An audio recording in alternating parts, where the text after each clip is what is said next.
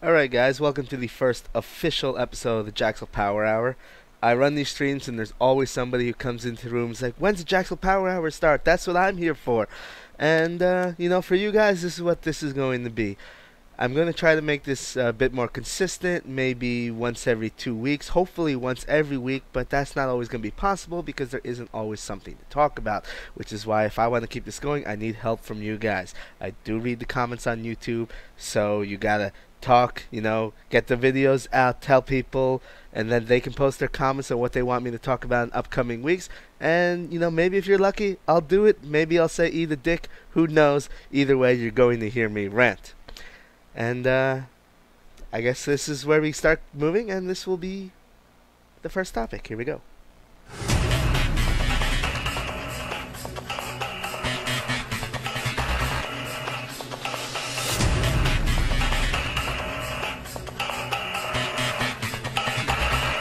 Okay, obviously the big topic of the week, for me at least, is Apex 2013. If you were tuning into my stream, you may have known that I mainstreamed Apex 2013. It's really one of my first opportunities, the first event that has given me the ability to show what I can do as a streamer and what kind of production I can put together. I mean, I do these productions at other big events, but I'm never the mainstream, and this is the first time people got a chance to see it. Before I get started, I am going to say I apologize for the stream problems we had over the course of the weekend. Twitch TV is by far the best streaming network that we have available. They are very good to us. They are fantastic. I love those guys. But at the same time, if they have 200,000 people watching a League of Legends tournament and they only have 10,000 people watching us, I completely understand that they have to start focusing their efforts on making sure the League of Legends people are, are better taken care of than we are. I'm not going to say, it's good business for them. They're the bigger crowd. They have to be taken care of, and I understand that. But, of course, because of that, people were having issues watching the stream. As a streamer, if you guys stream, you know that if you're partnered with Twitch, when you're watching the stream, there will be quality options on the bottom right, and one of them will have a plus next to it. The plus means that's provided by the streamer. So when I stream, usually it's 720p plus. If you're a subscriber to my channel and you're watching me play a PC game, you can actually watch it 1080p. That is a subscriber exclusive feature, 1080p video. But everything below that, without the plus, is not supplied by the streamer. It's supplied by Twitch, and Twitch offers it to us because they want to give us more features. They want the people to be able to watch a lower quality that can't possibly support the bandwidth that's required for 1080p or 720p. Unfortunately, because of the League of Legends streams that were going on that weekend, those Twitch supplied transcodings were not up to snuff. They were very laggy. The audio was behind. And there's really not much I can do about that. But people who watched it live on 720p plus and had the bandwidth to support 3 megabits per second said that the stream was great.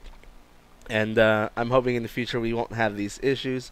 If you recall, the same thing happened during NEC when there was yet another League of Legends stream. I don't know why League of Legends is so popular, but it is, and that's just the way it's got to be. Hopefully, as Twitch gets more investors, they can actually start ramping things up, and it can be better all around instead of just for the League of Legends stuff.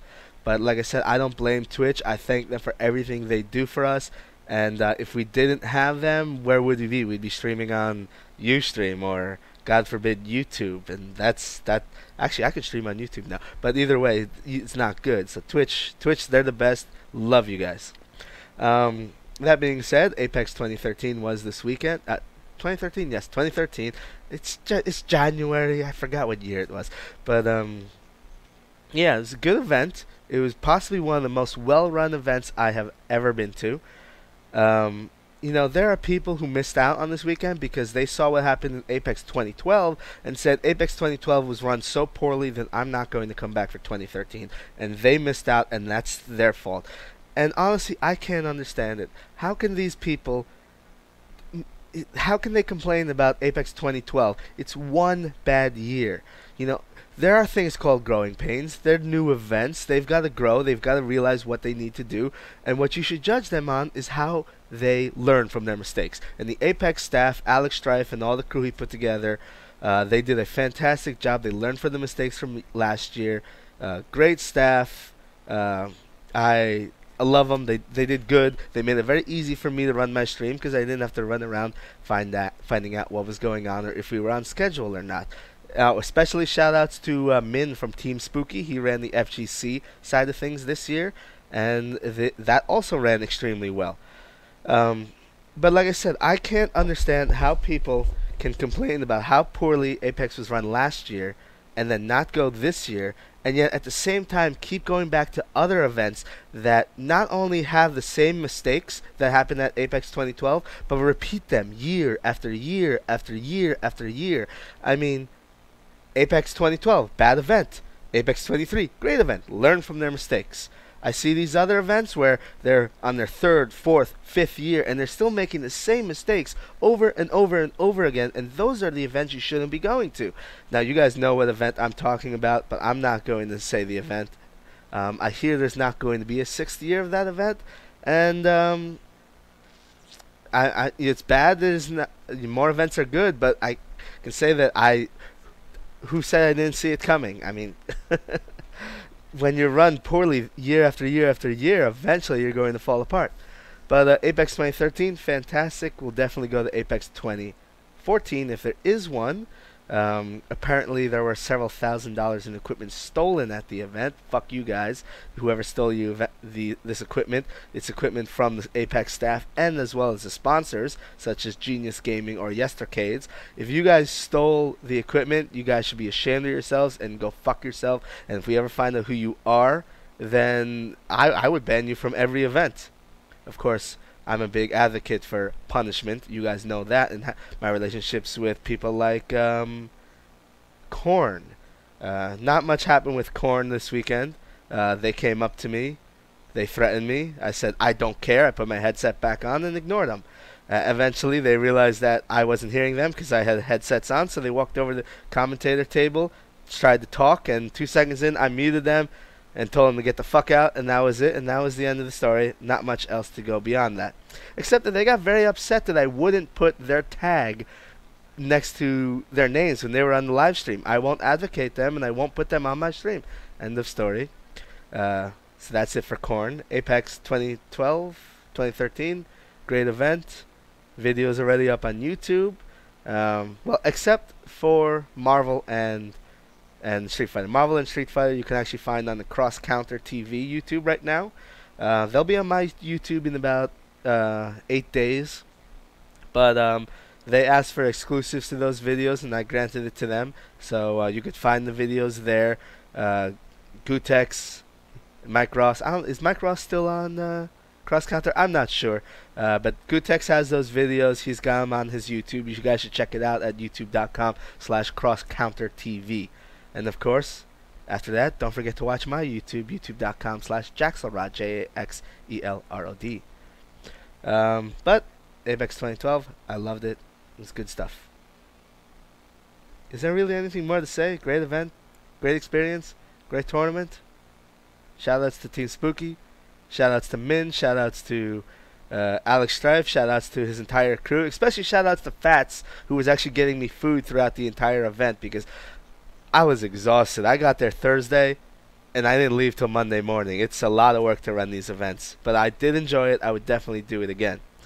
And, you know, not only was the event run on time, there were points in the day where it was so on time that it was actually ahead. After King of Fighters finals ended, we had 90 minutes with nothing to put on stream because we were 90 minutes ahead. I had to run around and find something to put on stream, and that's why you saw Marvel Casuals for about an hour on stream with no one commentating, because I had nothing to put on it. Everything was on time up until the end, which was Melee and Brawl top 8. Who would have thought that the competition was so high for Smash this year that almost no matches went sweeps? Everything was last round, last life, and because of it, we actually went overtime. The schedule was put together assuming there would be at least a few sweeps to make up for the time lost from the close matches, and there were almost none. So Melee went way overtime. Brawl didn't start till 4 hours late. And then Brawl took 4 or 5 hours by itself. So I didn't. The whole tournament didn't end until 4 a.m. But you know, I'm really impressed. Last year we didn't stream Smash 64, so I had never really seen Smash 64. I didn't have an N64 because I know you Neo gaffers hate me when I say this, but N64 was a shitty console. N64 was bad. It should have stayed as the Matsushita M2, and then we could have all ignored it and pretended it didn't exist. But N64, terrible console, didn't have it. I had a PlayStation, a good console. Didn't play Smash 64, never seen it. And this weekend, or last weekend, was the first time I've actually seen Smash 64, and I was watching it, and I was like, I can understand what's going on. I can see the fighting game in Smash 64. It looks like a fighting game. I saw these combos that people were making up on the fly based on like ring positionings and things like that. And I was like, this is amazing. I would love to see more of Smash 64. Now, my memories of Melee and Brawl are basically from my previous Melee and Brawl events, and I didn't see what I saw from those games, what I saw in 64. Now, I'm not saying those games aren't fighting games. I'm not saying that at all. They're definitely fighting games. They take a lot of skill, probably more than a lot of the traditional fighters we see today. But for me, I can't understand what's going on, especially in Melee. Melee is so fast, I can't understand it. It's too fast for me. And, it's... I don't know what more to say. Brawl was actually... I'm really amazed at how high top 8 was for Brawl. Except for that one match where it was Meta Knight versus Meta Knight. I just wanted to go... It was fucking terrible. No. Oh, jeez. Meta Knight. Now, I'm on two sides of it when it comes to Brawl this year. I'm kind of happy that Meta Knight didn't win, and kind of sad that Meta Knight didn't win. I'm happy that Meta Knight didn't win because, fuck yeah, Meta Knight didn't win. I'm unhappy Meta Knight didn't win because now people are going to use this as an excuse to say, see, Meta Knight's beatable. He doesn't need to be banned, so we're going to see more Meta Knights, and I don't want to see any more Meta Knights. It's really bad for the gameplay. And now my phone is ringing, so let's take a short break. Alright, so what was I talking about? I was talking about Brawl and Meta Knight. And, because Meta Knight didn't win this time, people are going to say that Meta Knight doesn't need to be banned. Which, I don't know. Does he need to be banned? I don't know. But he's boring to watch. And that's the worst part of it. No one wants to see 5, 6, 7, 8 Meta Knights in top 8. I mean, yeah, there were only 4 at Apex, but it's still absurd when half the people are using Meta Knight. Melee was good. Melee's always good. It's always fun to watch. It's sort of like Marvel. A lot of Smash players have actually moved to Marvel, and because of that, we're starting to see where the Smash community is actually starting to gel together with the FGC community, and I think that's a great thing. That's good for everybody. But at the same time, the Smash community does things their way, and if they want to start gelling with the rest of the FGC, there needs to be some sort of change. And I'm happy that the Smash community was allowed me to make some changes this year around, and it's one of the reasons why we Apex did bracket pools instead of round robin pools, because they said, you know what, time is an issue. We need to start doing things the way the FGC does and how they crank it out and get things done in time.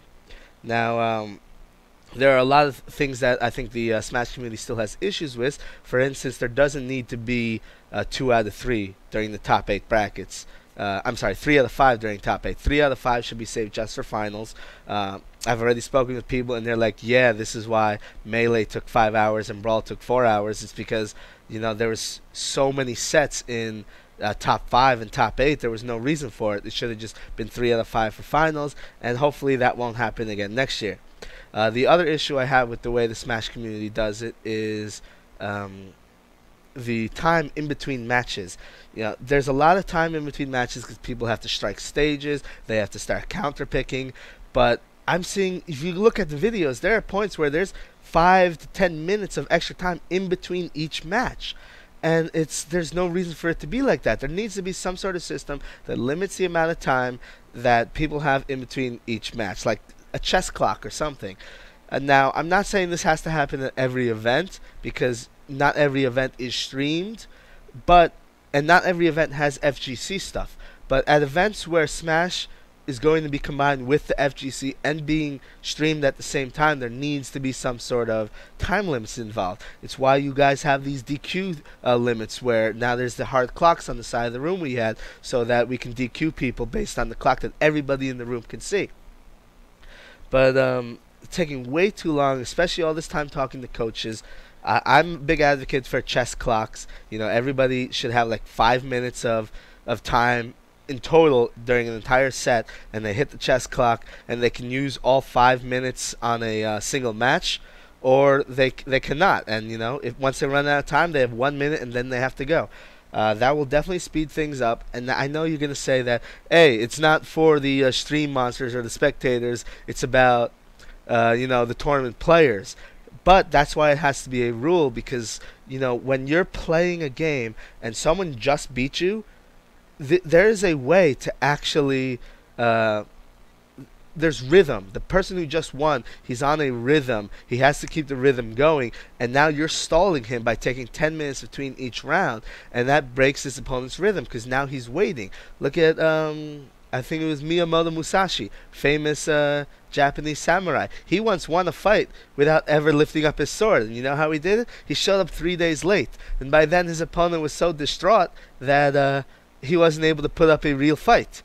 And now, if this is a legend or just a real battle, who knows? But it's something that it's said he's done. And there's something that can be said for rhythm. And when you're taking 10 minutes, you're breaking the rhythm of the match. And that is probably more harmful than than boring the spectators in the crowd or on the stream. And especially if the Smash community wants to be a bigger part of the FGC, they have to start doing things the way the FGC does it. Now, I'm not saying the way that the Smash community does it is wrong. I'm just saying it's different. And the FGC is stuck in their ways, and the Smash community is kind of ripe for change right now. But, that's all I really have to say about Apex. Great event, great experience, good stuff. You guys should show up next year. I'm hoping next year there will be a bigger FGC crowd. The Smash crowd is there. Fantastic.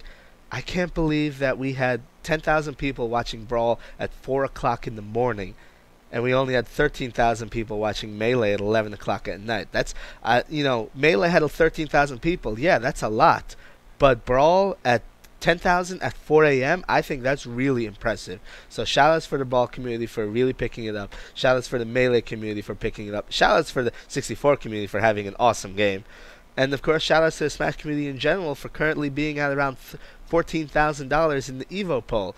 I think they're going to win it unless there's some sort of massive donation drive from some other game, which I don't actually see happening. So shout-outs to Smash, and I'll see you guys at EVO this year if I decide to go. Next topic.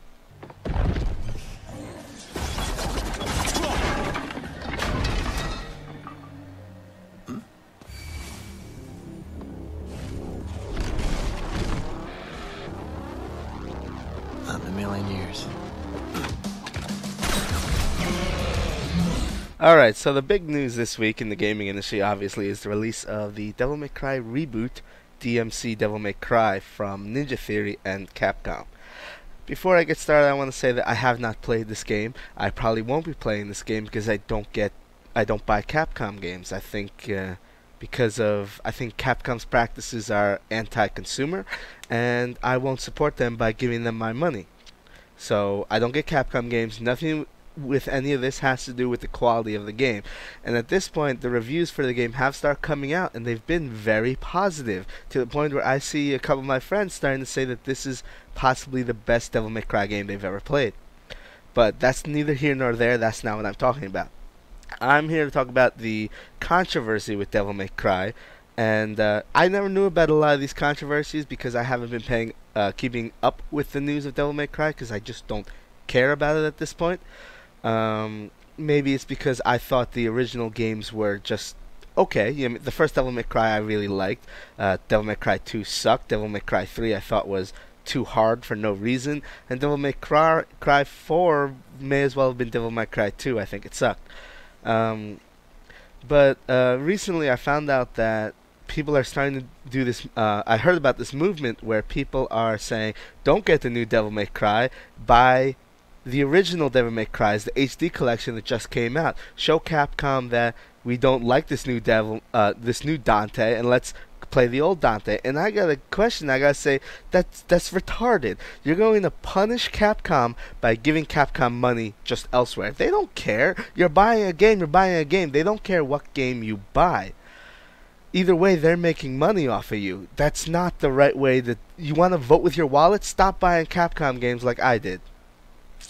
But, whether that, even those opinions that they're talking about, like they're saying, we don't like the new Dante, that as well has nothing to do with the quality of the game. That has to be with you saying, oh, his hair isn't white, therefore fuck him. Never in a million years. We don't want a Dante with black emo hair. And then people are saying that, oh, this new Dante, his character is like the old Dante, but his character doesn't fit his character design. How? Because he has black hair, he suddenly has to be emo? That doesn't make any sense.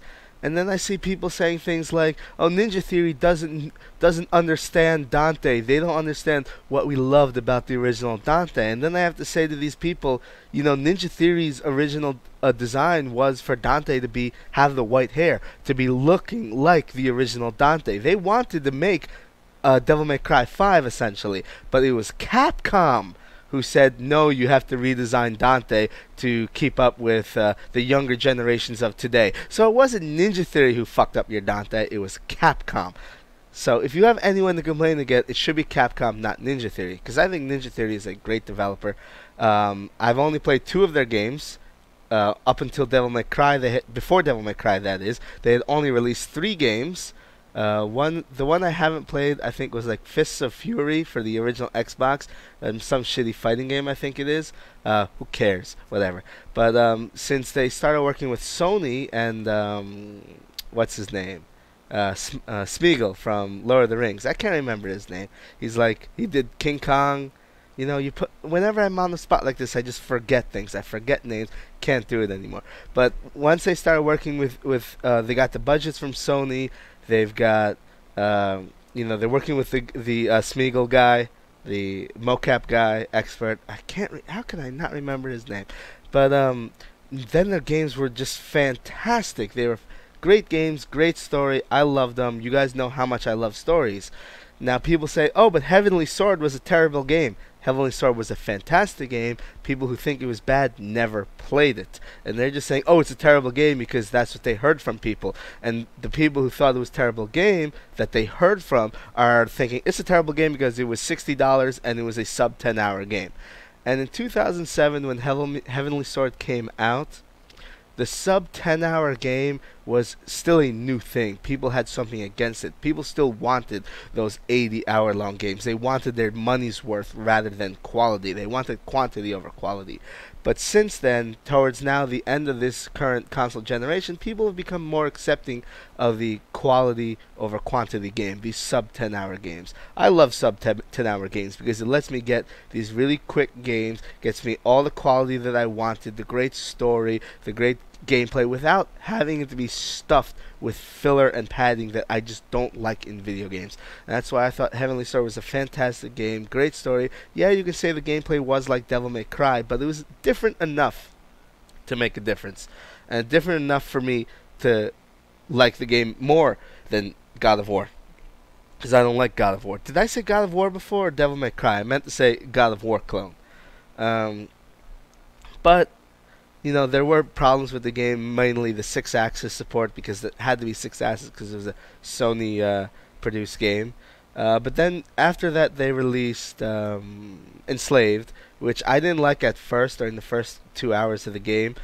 But after I had played that, got through the entire game. Once I made it past the first 2 hours, it really kicked up, and I love the game. And I think at this point, it's probably a little bit better than Heavenly Sword. It didn't quite have the polish that Heavenly Sword had, because Heavenly Sword had Sony behind it, while Enslaved was a Namco game, and Namco, one of my favorite publishers at this point, at least in America. I know in Japan, Namco has different policies, and I don't live in Japan, so I don't know how their policies work in Japan. But in America, I love Namco. Disclaimer, I did not buy Enslaved. It was given to me by Namco, so, full disclosure. But I loved Heavenly Sword. I even liked the DLC. I don't think the DLC was as good as the main game, but mainly my point I'm getting at is Ninja Theory is a great company, and they release great games. Now, people are saying that, oh, Ninja Theory is terrible. They released iNinja. Ninja Theory did not release iNinja. I looked it up on Wikipedia, and I saw nothing about iNinja there. All I saw was Brutal Fist of Paws of Fury, which did suck, I'll give it that. Then Heavenly Sword, then Enslaved, and now Devil May Cry 3. All of them except Brutal Paws of Fury are getting very good reviews, have gotten very good reviews, and are all considered great games at this point. Even though Devil May Cry only came out a couple days ago, the reviewers have been very positive. But my point with this is all about the movement people have, where they're like, oh, we don't like this Dante, he's too different, I can't support this game. And really, when it comes down to it, is what does that have to do with anything? Does a game have to be exactly like the originals in order for you to consider it a good game? In fact, I ask you, go back to those earlier games. They're not as good as you think they were. Yeah, the original Devil May Cry and, to some argument, Devil May Cry 3 are good games, but the voice acting is terrible, the stories are terrible, Dante is trying way too hard to be cool, and it's just fucking dumb. It's beyond the gameplay. There's nothing to them. And the big complaints I'm seeing before, now, all these complaint videos that I see all came up before the game ever got released, before the demo ever got released. So none of these people have ever played the game before, and all they're saying, oh, I don't like this new Dante, he's too emo, I need his white hair. Or, the story sucks, he's too emo, whatever. This isn't my Dante. Who cares? No one cares about your Dante. This game is not being made for you. It's being made for new gamers. If you want to go back and play those old Devil May Cry games, then play the old Devil May Cry games. Whatever. There's no reason for you to immediately hate this new Dante before the game has even come out, before you even seen him. You're saying that his character design doesn't fit the character, his character itself. But you haven't seen his character itself. You haven't played the game yet. You've seen snippets from a trailer. He's trying too hard to be as cool as the original Dante. Once again, you haven't played the game. How do you know that? You haven't even seen any reviews for the game yet. How do you know? And like I said, go back to the original Dante. You want to talk about trying too hard? There you go. The original Dante is trying too hard. And the original Devil May Cry is suffering from what I was talking about before with the whole padded gameplay. You have to fight every boss 3 times in the original Devil May Cry. And, so the new Devil May Cry, I mean, like I said before, I have no interest in getting it, but I urge you people that if you really like the original Devil May Cry games, try the new Devil May Cry. Try the new DMC before you immediately decide to hate it. But at the same time, don't buy Capcom games, so I'm not getting the game because I don't like Capcom. I'm not saying you guys should do the same thing, but that's just my personal stance on things. Actually, you know what? I am saying it. I am saying you guys should do the same thing. If Capcom's very anti-consumer with their practices these days. I really don't have an issue with putting the DLC on the disc. I am actually okay with that. I am definitely okay with that because it makes uniform. It allows people who don't have the DLC the ability to play against the people who have the DLC without having to download a patch. I have nothing against that. What I have something against that is making people pay $44 for DLC, which is almost as expensive as the original game, when it's not a game, it's characters that you've already worked on. I have something against publishers telling developers that, oh, you can't put that in the original game. You need to hold that back. You know this 100% game you have? Take off 20% of it and then release the game, and this way we can charge for the extra extra 20% later. I have something against purposely releasing incomplete games so that you can charge more for it later. I've got nothing against DLC. I've got nothing against expansions, as long as those expansions are actual expansions and not stuff taken away from the original game. And that's something that Capcom does, and that's why I cannot support them. And they do it in more than just Street Fighter Cross Tekken. They do it in all their games. There's no reason for so many of these games to be re-released over and over and over again. There's no reason for them to charge as much as they do. Now, Capcom has come out and said that they've examined the way they've done Cross Tekken, and they're going to say, in the future, we're going to rethink our DLC policies. You know what that means? That means instead of putting the DLC on the disc so that people could play with other people who haven't bought the DLC without having to download the patch later, they're still going to do exactly what they did before, except the DLC is not going to be on the disc, which is the same problem. They're still going to charge that $44 for 12 characters. They're still going to rip you off. They're still going to be anti-consumer. They're just not going to be as, how do I put, visible about it. They're going to hide that they're fucking you over rather than, letting people hack into the game and see that they're fucking them over.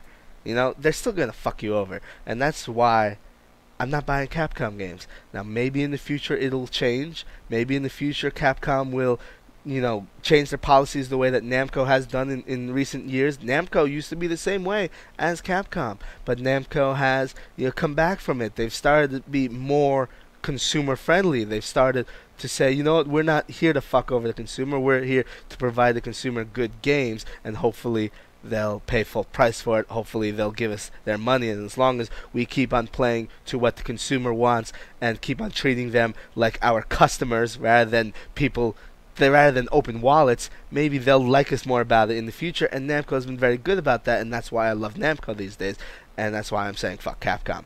Now, maybe in the future Capcom fixes themselves, but right now it remains to be seen, and we'll see what happens. We'll see how the DLC goes with games like Devil May Cry. I look at a game like Asura's Wrath. Every game they've ever released, every game CyberConnect 2 has ever released through Namco has free DLC. The CyberConnect 2 doesn't like charging for DLC. They want to help the consumers. They give free DLC. It's fantastic. They release one game from Capcom, Asura's Wrath, and then Capcom not only makes them hold back the last 4 chapters of the game, they release those 4 chapters for $20 on PSN and Xbox Live. You mean if I want to finish Asura's Wrath, I have to pay $20 for the last 4 chapters of the game? Fuck you. And that's why I don't buy Capcom. But I'm here talking about Devil May Cry. You should not be hating on Devil May Cry for the game when you haven't played it before the game has even been released. While reviewers, almost every reviewer except maybe Adam Sessler, has been saying it's a great game and they love it. Even like Destructoid thought it was a good game, and that's really weird because Destructoid, one of my favorite websites out there, they tend to give lower reviews than most people, which if you ask me is a good thing, because I think if people want to release games, they need to be held to a higher standard. What good is a 1 to 10 scaling if no one ever gets below a 7? There's no point to it. So, people are liking Devil May Cry. Maybe you should give it a try if you actually consider yourself a Devil May Cry fan instead of immediately hating it for no reason. For actually, you have reasons, but they're stupid reasons. And you're stupid if you're not getting Devil May Cry because you've got a problem with his hair being black. Welcome to my world, Holly boy. Another world.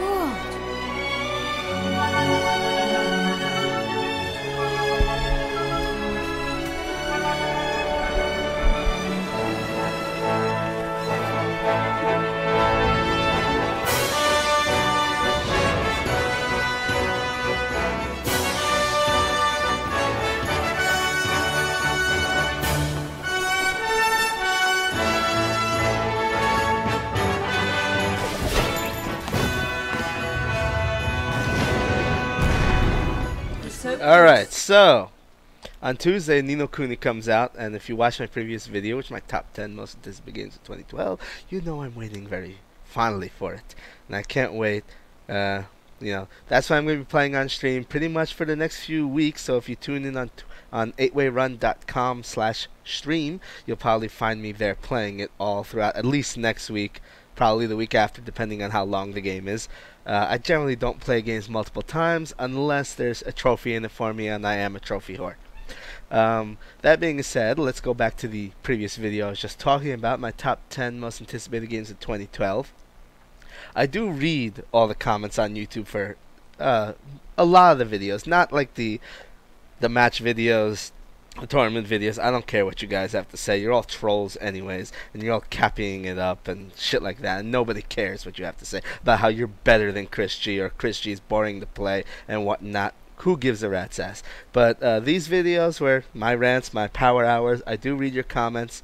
And previous video, there was one user in particular, Raw Talent 777s, who was very upset by the beginning of my video where I ranted down a whole list of games for about 10 minutes about why I'm not interested in those games. I assume it's because he was interested in those games and was upset that I wasn't. And he said my reasonings for overlooking these games was weak, I think were his exact words. And I have to give a response to that, and in which case, fine, you could think my reasons are weak, but it doesn't change anything. How can I look forward to a game that's only coming out on the Wii U, like Bayonetta 2? You already heard how I feel about Devil May Cry in the previous parts of this video. I think they're okay. And I didn't play Bayonetta. My friend Babulus played it. He thought it was great, but I don't plan on getting a Wii U. I don't have a Wii. There are other games which are exclusive to Xbox 360. I don't plan on getting an Xbox 360. I don't care. I like my PS3. I think it's the best console available right now, and I really have no interest in it.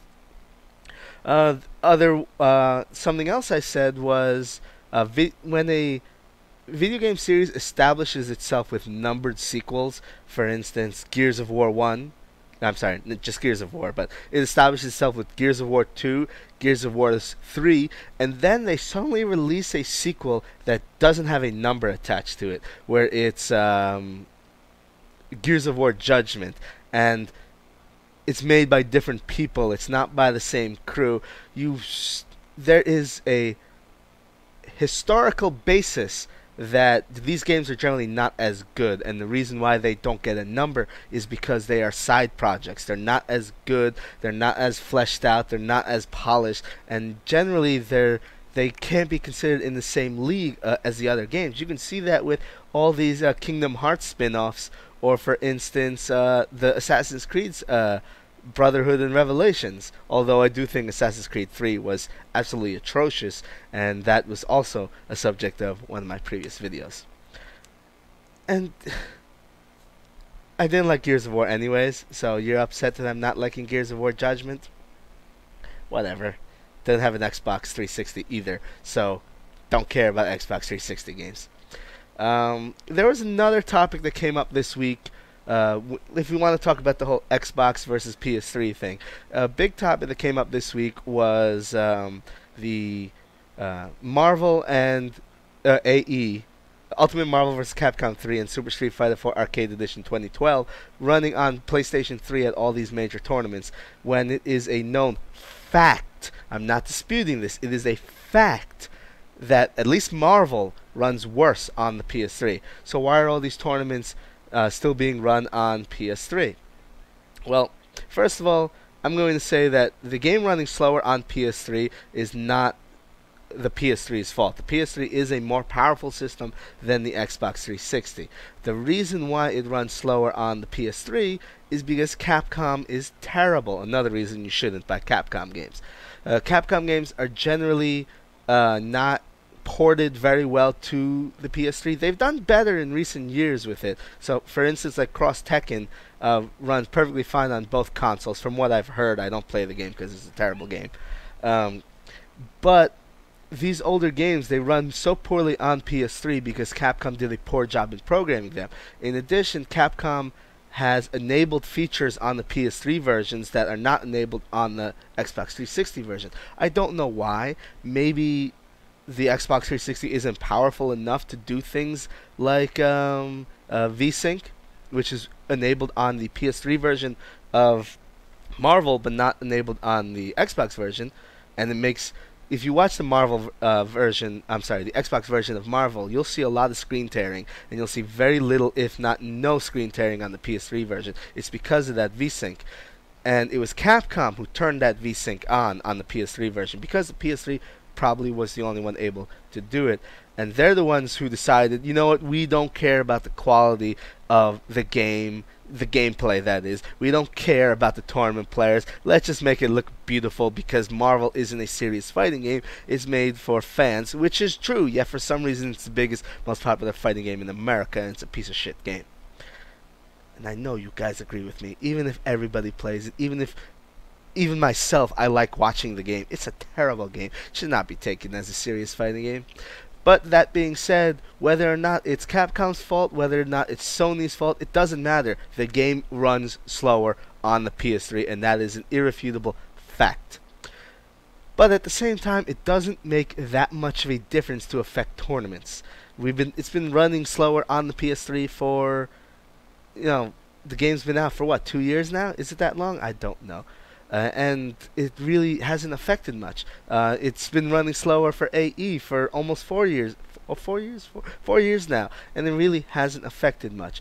But there's a reason to keep going with PS3, because there you have legacy with controllers, because a lot of people use the PS3 controller. Nobody uses the Xbox controller, because that controller is just not suited for fighting games. It seems to be made just for FPS games, the same way I feel that the GameCube controller is the most perfect RPG controller ever made, and the problem is there's so few RPGs on the GameCube, but or were, for that matter, because the GameCube is long dead and buried at this point. But there's really not much we can do about it at this point, especially when Sony is putting money behind these big events like EVO and saying, we're going to sponsor this, we're going to put money in, and we're going to supply all these consoles. It's very hard when you have to deal with 100 consoles at these big, huge events to suddenly say, you know what, we're not going to use PS3 anymore, we're going to use Xbox 360. You have to change all those consoles. Not to mention, even though Marvel and AE run worse on the PS3, every other fighting game, what I mean by that is fighting games not released by Capcom, runs better on the PS3. Every single one of them. Except for, well, if not better, at least exactly the same. Like Soul Calibur 4, the PS3 was a new console, as was the Xbox, but the Xbox was a year older. They learned how to program for it better, so it did have a few frame drops on the PS3. But Soul Calibur 5, they've learned how to program. Namco, Project Soul has learned how to program for the PS3 better, and now the PS3 and the Xbox version are parity with each other. So every other fighting game is parity or better on the PS3 version. And that's another reason why it's going to be very hard to switch to Xbox 360. But mostly, I think it has to do with the money. The fact that the EVO guys, they have 100 PS3 consoles. They probably have no Xboxes. Now, not only would they have to spend the money on all these Xboxes, they had to unlock all the characters, spend money on all this DLCs, get them all up and running. Plus, you have other issues with the Xbox and the dreaded, what's it called? The Red Ring of Death. That's still a big issue with these Xboxes. Yeah, it doesn't happen with the new Xboxes, but so many of these tournaments would still be running off these old Xboxes that still have this Red Ring of Death issue. Another issue we have with the Xboxes is resyncing controllers. And this is a huge thing that I see at tournaments. Now, people say, but yeah, when you run a tournament on the PS3, there's a chance somebody can easily press the home button and that interrupts a match, in which case EVO has taken care of that by saying we're just going to ban wireless controllers altogether. Which, fine, I could understand. But there's a huge issue when it comes to Xbox controllers that most people don't know about because they haven't been to Xbox ran tournaments because there are so few of them. When two people sit up to a station on the PS3 and they're ready to play a game, player 1 is controller 1, player 2 is controller 2. That's it. You plug in your controller, you set your controller to player 1, you set your controller to player 2, and you're ready to go. Xbox does not have that feature. And it's a real problem. Let's say controller 1 and 2 are still plugged in because you're using a multi-tap. USB hub, sorry, and someone plugs in someone's going to be the new player 1 or the new player 2, and they plug in a third controller. That's it. Now they're player 3. They can't be player 1. They can't be player 2 anymore because those controllers are they're in, and there's no way to change it. So even if they unplug 1 and 2, unplug their controller and plug it back in, it'll keep setting themselves to 3 because the Xbox uses some sort of saving feature where it remembers the device ID of the controller and links it to the console and says anytime you plug that controller in, we're going to be 3 if it's available every time. And that's a huge problem because I've seen so many times in these Xbox tournaments where, yeah, you have an issue where someone hits a wireless controller, but the wireless controller's fine, easy enough to deal with. You know, you yell at somebody, you slap them in the face, whatever. They learn from their mistakes. It happens so rarely these days because people know about the problem, and it's all about keeping people informed. However, with the Xbox, now there's no way to change the controller port numbers. The only way to do it is to restart the console. And I have run these Xbox tournaments at, for instance, local battles. They run all their tournaments on Xbox. Great event. I'm not trying to insult them at all. They're a fantastic venue. I love local battles.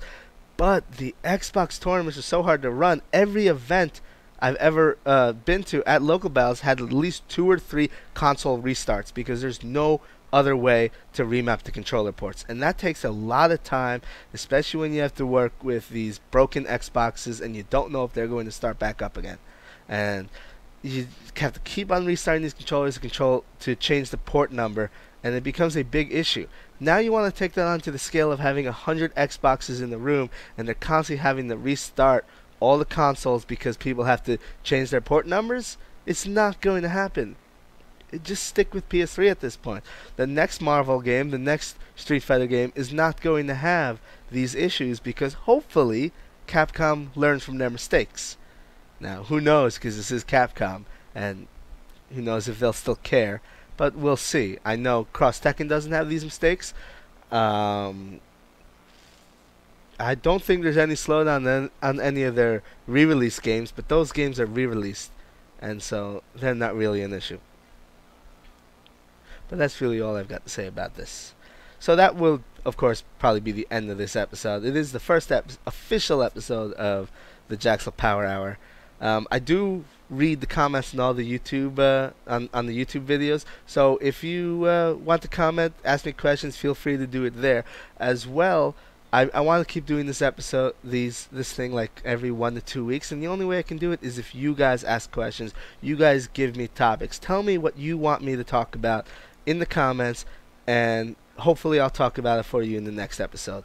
Of course, you're watching this on YouTube, so you know my YouTube channel. Maybe you're watching it on the shows, but it's youtube.com/Jaxelrod. You can always watch me live when I stream video games at 8wayrun.com/stream, and of course there's my Twitter at twitter.com/8wayrun. I think that's twitter.com/! Hashtag, I don't know how Twitter does it, but my at 8wayrun, let's just leave it at that. Thank you for watching, and I'll do some editing in this video just to clean it up. I know I usually don't do the editing, but this is a real thing now. Bye bye.